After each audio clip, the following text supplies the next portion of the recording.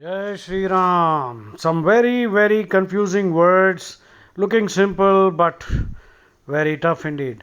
Liminal space in between, intermediate, between the past and present, between the earth and the sky, or sort of between the mundane plane and the heavenly plane, between earthly existence and heavenly existence.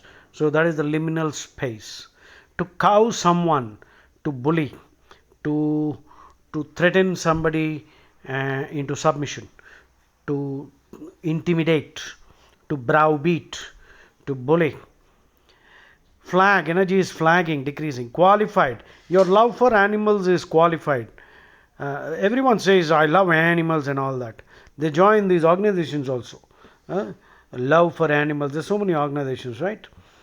Prevention of cruelty to animals and all kinds of things. But they eat meat, they eat chicken, they eat mutton, they eat beef, they eat almost anything that they can lay their hands on. These scoundrels are actually hypocrites. On one hand, they claim that they love animals, but this is qualified love, conditional love. Eh? So this is a nice word, isn't it? Unqualified love. That means unconditional love. The word is agape, agape. Agape is unqualified, unconditional love, which is what Krishna expresses throughout the Bhagavad Gita. Samam sarveshu bhuteshu tishtantam parameshwaram. Krishna repeatedly says that I am seated in the heart of every being, not just the human, the plant, the animal, even the insect. So Hinduism preaches total non-violence. Some scoundrels have distorted the Vedas and said that they were killing animals there. These idiots don't know Sanskrit, don't know Vedic Sanskrit, and some big reformers are also there who must be considered all the worst kind of jokers. They don't know the language, they don't know the classical Sanskrit, Vedic Sanskrit, but they went on to write nonsense because they believed the nonsense and crap and distorted rubbish written by the Western Indologists who had an agenda to spread Christianity. And the Muslim writers also, they wanted to spread their religion, so they did what they think was right? So distorting our scriptures. But many Hindus have started eating meat. If you are a good Hindu, stop eating meat, because you cannot escape the consequences of eating meat, because you will suffer. And all these wars are basically nothing but the recoil. When you slaughter so many animals, wars will take place, and you will also get slaughtered. Millions of men will get slaughtered, and even those who don't eat but are passively watching and doing nothing, they will also get slaughtered. So this is something, it might take you a little while to understand why I'm talking like this. Qualify means to place limitations. Qualified. Unqualified apology, that means you say sorry, that's it. Most people do nasty things, say dirty things, but then they go on to say, if somebody is offended, I'm sorry. Now, this is a qualified apology. In fact, that's called a no apology, which means it's actually rubbing salt into the wounds. Which the subtext is that some idiot has not understood what I said correctly and is getting offended. So it's all right. I'm now saying sorry. So this kind of a no apology or a qualified apology is actually an insult, concealed insult. So please understand the word qualified. In GRE, in the reading comprehension, if you see this word qualified in the answer choices for a reading comprehension question, that will be the answer 99%. Because the GRE writers who write passages never take extreme positions, obviously, because GRE is not an exercise in truth telling. Students from all religions, all places, they take the test. So the GRE test maker is not interested in offending anybody, unlike me, who I'm an inveterate devil's advocate. I will ask controversial questions, tough questions which will be offensive, but I'll ask them politely. Okay, qualified, unqualified, if you have understood. Unqualified means unconditional. Unqualified, unconditional, absolute, categorical. Qualified means conditional. I'm spending a lot of time on this word because most people simply think qualified means having a degree. He's a qualified engineer. That's the most common unnecessary meaning, or not necessary to excel. So please understand qualify. A wag means Sadguru Jaggi Vasdev is one of my most favorite wags, spiritual wags, because he has a terrific sense of humor, who is very witty and intelligent also. Recently, there was some stupid kid who, influenced by the Marxist ideology and all this pseudo secular nonsense, she asked a question of Sadhguru.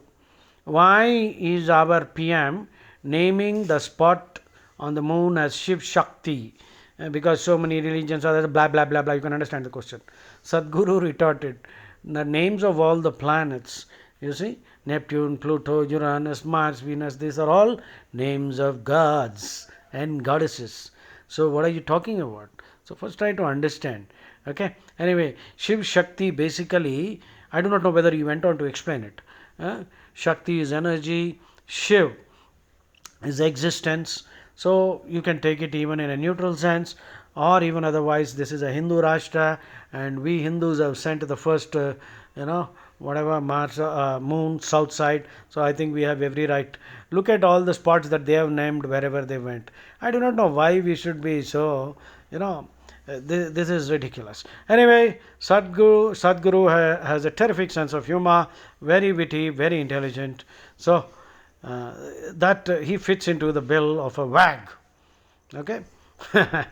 Pan severely criticized that movie Adi Purush. That fellow, he wrote some disgusting dialogues, and he got panned roundly by all the critics and the public also. Pedestrian performance means dull, boring, insipid, bland, lackluster, insipid. Pedestrian performance. Now, pedestrian also means a person who's walking. Okay. Equestrian means a person who's on horseback. So, pedestrian used as an adjective means dull, boring, unexciting, unimaginative. A pedestrian performance by an actor. That means the actor played such a lousy role that there's nothing exciting there. To color your opinion. Unfortunately, Hindu kids, our thinking has been colored by the fake history, pseudo-secular nonsense in our school textbooks. We were told about Aryan invasion, which is a lie, which is a frigging lie. Frigging is, I think, a polite word for the F word. So, frigging lie. And we have been told many things about how Hinduism is so backward, benighted, and full of evils. So they have ensured that we become Macaulay Putras, and we have developed self-loathing, and that is why Hindu kids, Hindu girls don't wear bottu, tilakam. Boys also don't wear. They don't like anything Hindu. They want to be more American than the American, right? And they want to show themselves off as some kind of a very liberated person. Dumb dingleberry. These idiots, their thinking has been fully colored. In fact, Hinduism is the most liberal of all religions. We have absolutely no problem. Hinduism doesn't teach you to proselytize or kill, whereas Islam and Christianity are very clear. Their holy books, the Bible and the Quran, very, very clear. If you have not read them, it's not my problem. Read them. These books say either you must convert the other fellow or kill that fellow. Now, some of them may not be doing it because they're not following it. A vast majority are very, they are inspired by this. Whereas no Hindu scripture will teach you this kind of a thing. Right? So, your mind has been colored by the pseudo-secular nonsense. All the great reformers in our country, barring one or two, glossed over Christianity and Islam. They didn't have the courage to expose these two predatory religions. They are predators. Wherever Christianity and Islam set foot, that country was destroyed. Right? Of course, Christianity has advanced thanks to their focus on, science. But then look at the state of the society. Mere wealth creation is not sufficient for human happiness. Well, we have been complacent. We Hindus have been complacent. We have become over-spiritualized, and as a result, in our history, we had to take beatings. We endured slavery because of our stupidity. When you see a snake, you should kill the snake. If the snake enters the house, you have to kill it. You don't kill a snake in a zoo. You don't kill a snake out in the wild, unless, of course, it is threatening to bite you. So that's what Hinduism teaches you.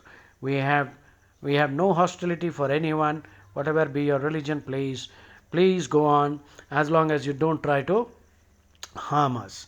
But we forgot Bhagavad Gita. Our kings did not study. Prithviraj Chauhan did not study Bhagavad Gita. If Prithviraj Chauhan had an advisor like Sri Krishna, our history would have been different. Jai Shri Ram.